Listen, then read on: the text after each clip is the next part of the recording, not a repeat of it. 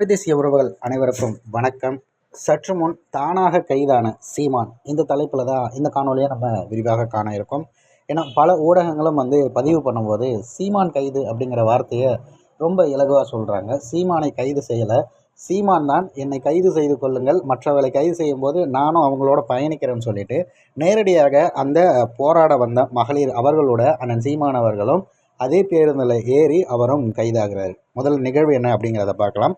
தமிழ்நாடு மாநில ஊரக வாழ்வாதார இயக்கம் அனைத்து பணியாளர் நலசங்கத்தின் மகளிர் நடத்தி வந்த ஒரு தொடர் போராட்டம். 10 நாட்களாக நிறைய போராட்டங்கள் நடந்து வந்ததாக செய்திகள் வெளிவந்திருக்குது. அண்ணன் சீமான் அவர்கள் தொடர்ச்சியாக அவர்களது போராட்டங்களை கவனித்து அவர்களுக்கு ஆதரவு தெரிவிப்பதற்காகவும் அவர்களை சந்திப்பதற்காக வந்திருக்காங்க. திருமங்கலம் கம்யூனிட்டி ஹாலுக்கு அவங்கள இங்கேருந்து இப்போ கைது பண்ணி அழைத்து செல்வதாக கூட்டிகிட்டு போயிருக்காங்களாம். இந்த நிகழ்வுக்கான காரணம் என்ன அப்படிங்கிறது நமக்கு தெரியல.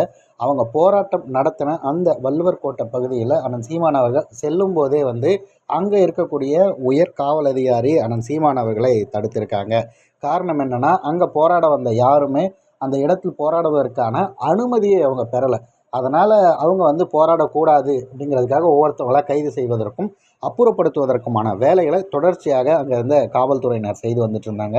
ஆனால் சீமான் அவர்கள் அங்கே சென்றதும் இன்னும் ஏகோபித்த ஆதரவுகள் வருகிறது, இந்த போராட்டம் அடுத்த கட்ட நிலைக்கு நகர்ந்து போகிறோம் என்ற ஒரு அச்சத்தில் உடனடியாக சீமான் அவர்களை சந்திக்க விடாமல், காரிலிருந்து இறங்கிவிடாமல் சந்திக்க முடியாத அளவுக்கு பேரிகேட் போட்டு தடுக்கிறாங்க. அதற்கு அண்ணன் சீமான் அவர்கள் நேரடியாகவே கேள்வி எழுப்பியிருக்காங்க. எதற்காக சந்திக்கக்கூடாது அப்படின்னு சொல்லி கேட்கும்போது, இல்லை அவங்க போராடுறதுக்கும் அனுமதி இல்லை, நீங்கள் அவங்கள சந்திக்கிறதுக்கும் அனுமதி இல்லை அப்படின்னோடனே அண்ணன் சீமான் அவர்கள், நான் அவங்கள சந்திக்கக்கூடாதுங்கிறது சொல்கிறதுக்கு உங்களுக்கு ஏன் பெர்மிஷன் கொடுத்தாங்கன்னு சொல்லிட்டு அந்த இடத்துல அண்ணன் சீமான் அவர்கள் பயங்கரமான ஒரு கேள்வி கேட்போம். பதில் சொல்ல முடியாது அண்ணன் சீமான் அவர்களிடம். உடனடியாக அங்கேருந்து கிளம்பி போகிறாங்க.